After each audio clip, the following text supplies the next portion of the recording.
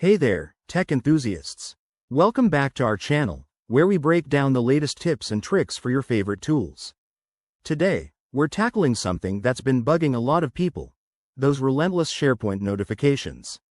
If you're using SharePoint in 2025 and want to reclaim your peace and quiet, you're in the right place. This quick guide will walk you through the steps to turn them off, and it's easier than you might think. Let's dive in. First things first, make sure you're logged into your SharePoint account. Open your web browser, head to the SharePoint site, and sign in with your credentials.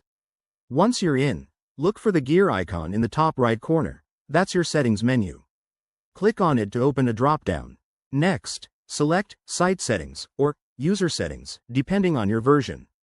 In 2025, Microsoft has streamlined this, so you might see a direct option for notifications.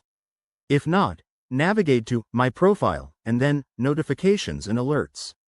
Here, you'll see a list of all the notifications you're subscribed to, like updates on files, comments, or site changes. Now, for the fun part: turning them off. Simply toggle the switches next to the notifications you don't want. For example, if email alerts are overwhelming, switch off the Email Notifications option. You can also customize specific ones, like only muting alerts for certain sites or folders. Don't forget to hit Save at the bottom to apply your changes. It's that straightforward. One quick tip: if you're using the SharePoint mobile app, repeat these steps in the app's settings to ensure notifications are turned off across all devices.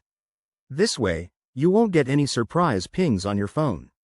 And if you accidentally turn off something important, you can always come back and tweak it later.